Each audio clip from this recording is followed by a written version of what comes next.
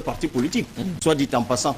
On parle de ces gens qui spolient un État, mais on parle de la patrie. Vous me parlez de marche patriotique et on va dire pourquoi les gens n'ont pas adhéré et tout le reste. Quelle est cette patrie qui ne profite qu'à un, que certains vieux détruisent? Quand des gens spolient un État, détruisent un État sans se soucier un seul instant de ce que leurs enfants seront, de ce que les enfants de leurs enfants seront. Vous me dites de respecter ces vieux, vous me demandez de respecter celui qui me tue. Vous me demandez de respecter celui qui détruit mon avenir. Vous parlez de l'Assemblée, oui, on pourrait s'attarder sur le bureau. En réalité, un président d'Assemblée ou de Parlement, c'est un primus inter pares. À la vérité, qu'est-ce qu'il a à faire comme attribution spécifique, si ce n'est de recevoir le serment du président et de désigner et de saisir le Conseil constitutionnel. Tout le reste, il coordonne le travail parlementaire.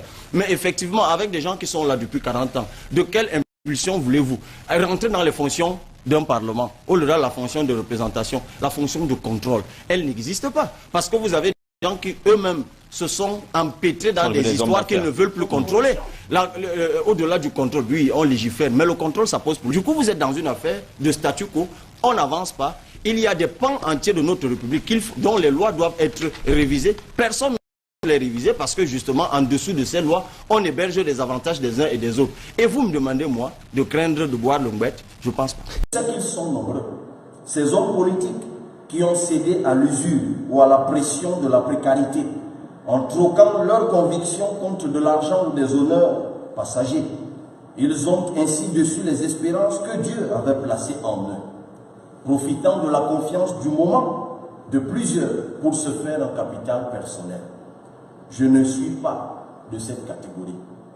Ouais, mon frère, je n'ai plus faim. Si j'ai encore faim maintenant, vraiment, c'est que c'est pas normal. Un député, ça gagne 1 million de francs CFA au Cameroun. Donc, je réussis quand même à me faire quelques provisions pour pouvoir manger à ma faim.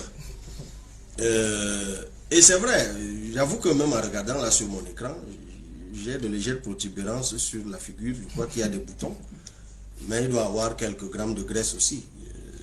Parce qu'à la présidentielle, je ne faisais pas 80 kilos. Ce matin, j'en faisais un peu plus. Donc c'est clair que grâce à la politique, je mange peut-être mieux. Quand vous croyez que nos politiques est porteur d'une ambition nationale, en fait, il va régler ses problèmes alimentaires et c'est grave. Si tu n'as pas peur des Camerounais, cela veut dire que tu es un sorcier. Est-ce que je mens? Les gens qui se retrouvent sous couvert de l'élection, dans des situations où en fait on est en train de résoudre leurs problèmes de chômage, de nourriture, d'alimentaire, de cravate, de véhicules, de maison.